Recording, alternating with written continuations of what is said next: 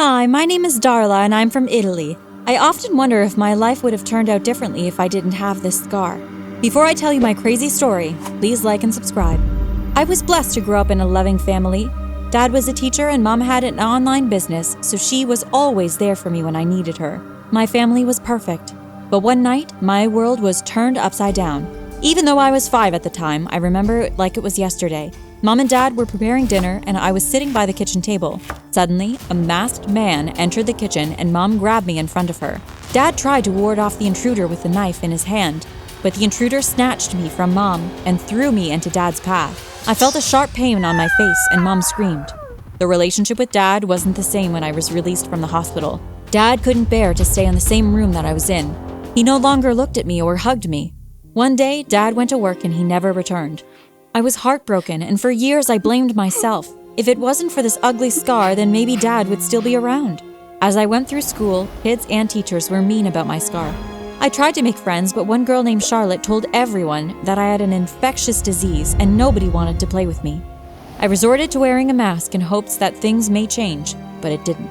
The last straw was when a teacher placed my lunch in a dog bowl and ordered me to eat it. Mom removed me from the school, but she was also able to get the teacher fired. Mom homeschooled me and I was happier than I'd been in a long time. But then, life took a turn for the worse. Grandma, Dad's mom, was diagnosed with Alzheimer's, and she had a heart condition. Nobody knew where Dad was, so Mom and I dropped everything and went to help her. Sadly for me, I was enrolled in school once again when I turned 15. On the first day of school, as I walked through the hallway, a group of boys walked up to me. One threw his arms around my shoulder and I shrugged him off. "Babe, I just wanted to say hi to the new girl. My name's Dean." "Hi." "So, are you gonna show me what's under the mask?" "No." "Then I'll just have to see for myself." The boy snatched the mask from my face, dropped it on the ground, and howled with laughter after he got a look at my scar. Then he pushed me to the floor.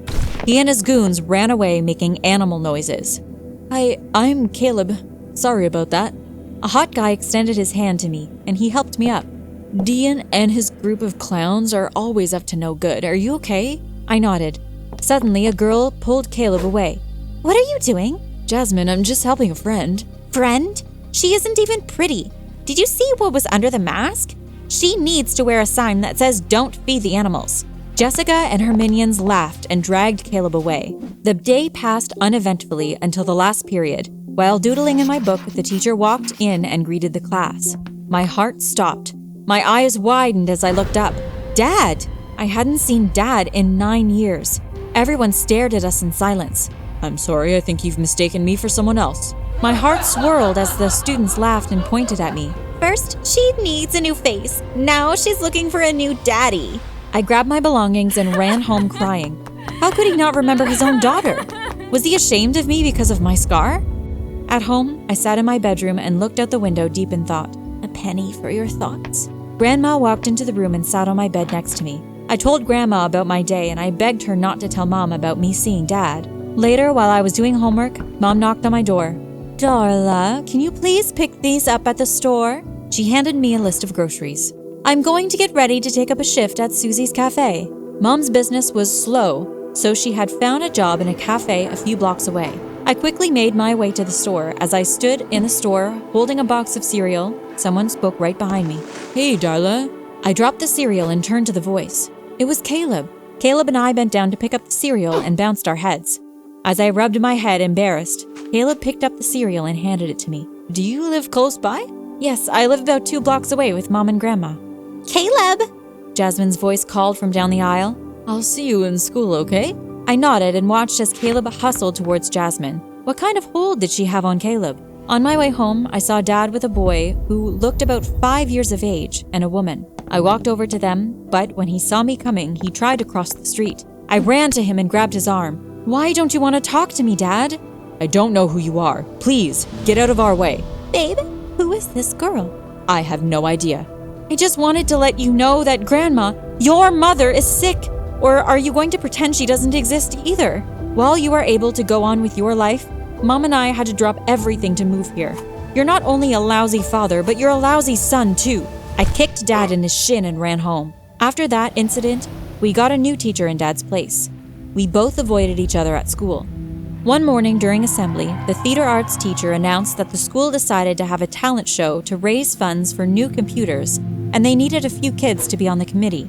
I raised my hand and smiled when Caleb did the same. Jasmine glared at him, and I expected her to raise her hand as well, but she didn't. Over the next few days, Caleb and I worked closely together and became good friends. He was charming and funny, and I had a huge crush on him. Every time I saw him, my heart fluttered and my cheeks would turn bright red. One evening after meeting, Caleb offered to walk me home. In my mind, I jumped for joy, but outside I smiled and calmly said, "Okay, sure." We talked and laughed as we walked. Suddenly, I tripped on a crack in the pavement and felt myself falling forward. Caleb grabbed my arm and steadied me. "Are you okay?" I nodded. Caleb slid his fingers down my arm and held my hand. "Just make sure you don't stumble again." The week leading up to the talent show, Grandma got really sick and I wanted to drop out of the committee to spend more time with her. "Darla, a lot of people are counting on you. Grandma wouldn't want you to drop out. She'd want you to finish what you started." Finally, it was the night of the talent show. "Are you ready to go on?" Caleb squeezed my hand. I nodded. Just then, Jasmine appeared out of nowhere and snatched the mask from my face and ran away. I covered my face.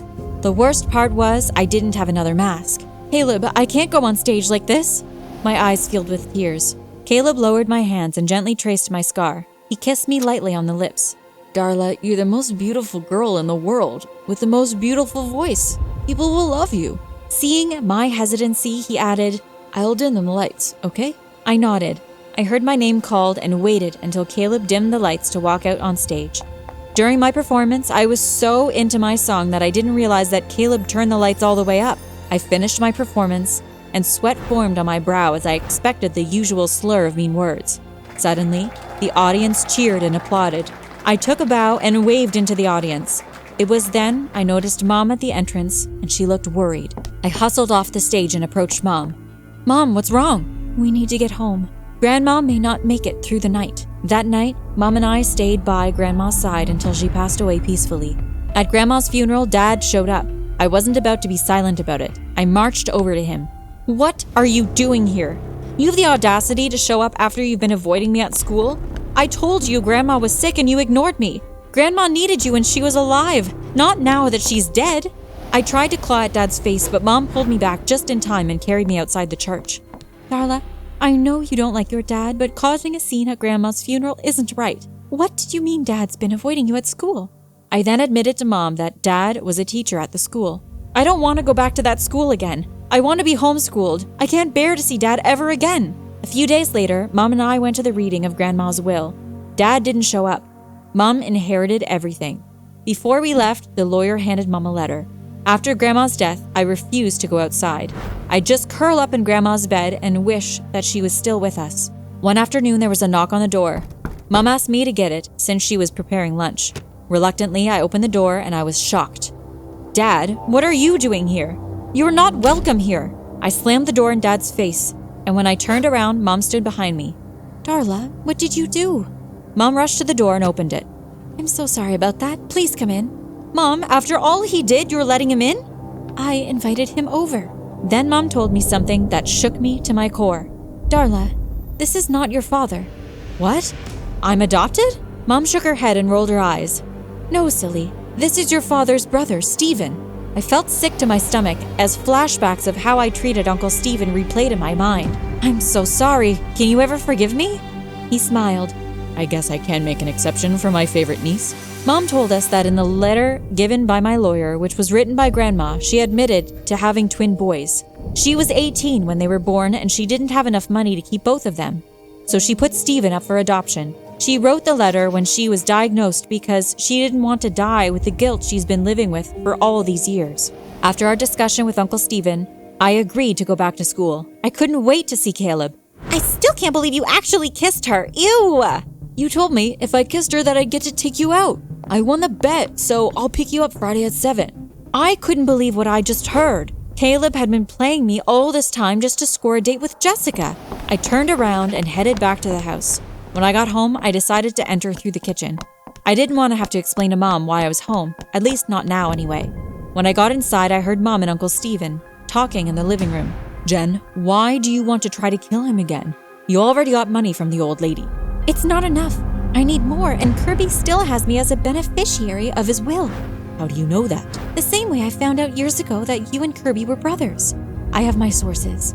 He's staying at the Hilton Hotel off Wrightston Road. At least this time, you won't put my daughter in harm's way. This couldn't be happening. Uncle Stephen was the intruder. He was the reason I had this scar. And Mom set everything up. She wanted to kill my dad. For all I knew, she could have killed Grandma. I slipped out of the kitchen and ran all the way to the bus station. I needed to get to Dad before Uncle Stephen did.